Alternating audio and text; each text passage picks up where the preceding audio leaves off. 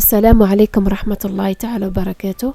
في قناة صابرينا كويزين حبيت نحضر لكم اليوم وصفة جديدة اللي هي وصفة آيس كريم أمريكي، آيس كريم بزبدة الفول السوداني كما راكم تشوفوا مع صلصة الشوكولا. هذه وصفة راهي سهلة وبسيطة، تقدروا تحضروها في أي بيت. بالنسبة للمقادير، أول حاجة حنحطوا البول في الثلاجة مدة ساعتين حتى سهل لنا العملية. وهنايا عندي 25 سنتيلتر من كريمة الخفق، كريمة سائلة حتى هي باردة. هكا نخفقها في البداية، نخفقها بشوية ومن بعد كل مرة نطلع في النيفو تاع الخفق.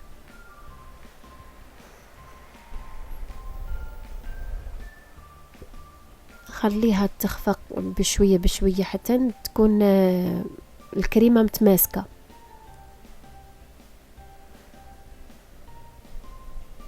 وفي نفس الوقت كنت حضرت في ليلة من قبل، حضرت زبدة الفول السوداني، وحضرت في نفس الوقت الكراميل اللي هو حليب مركز محلى. أنا طبخته على في كسرولة على النار حتى يصبح كراميل، وخليتهم يبردوا، يعني كانوا باردين في الثلاجة.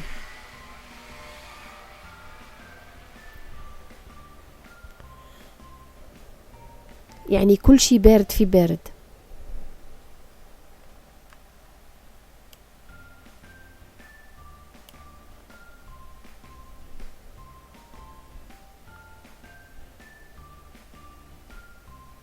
كما راكم تشوفوا لهنا عندي ملعقتين كبار من الكراميل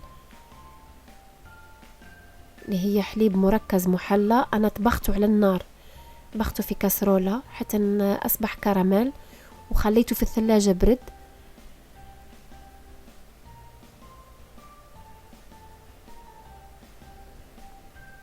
لهنايا بدات الكريمة تجمد، يعني تتكاثف.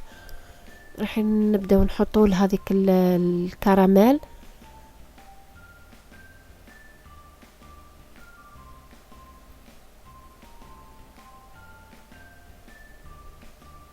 وعندي ملعقتين كبار من زبدة الفول السوداني.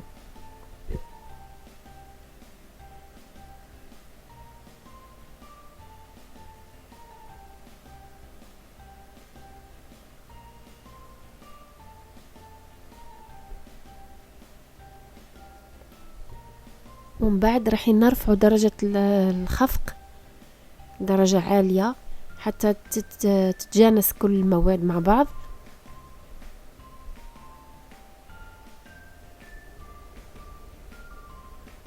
راح نهبطوا شوية الحواف.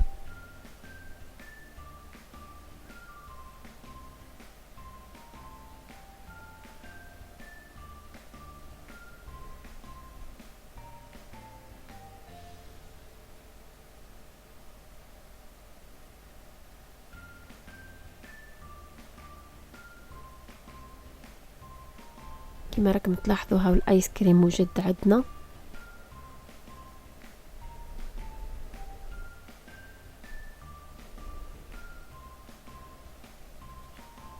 دوكا نحطوه في علبة بلاستيكية.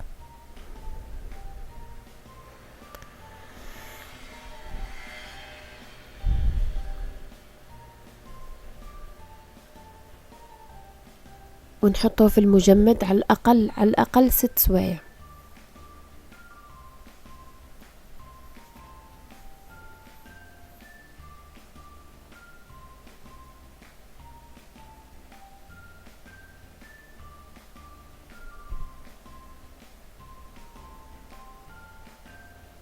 لهنا بعد 6 ساعات كما راكم تلاحظوا جمد عندنا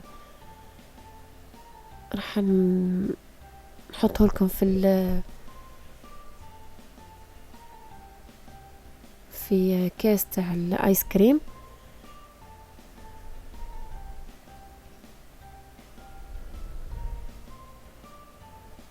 عنده رائحة والله تشهي، ريحته هايلة، ونكهة نكهة رائعة، نكهة الفول السوداني والله روعة.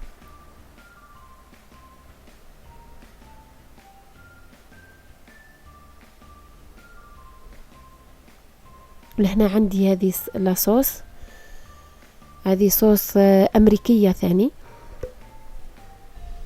هي صوص شوكولا قاوية شوية النكهة هكا، يعني نكهة اللي تاع لاصوص هذه نكهة قاوية شوي.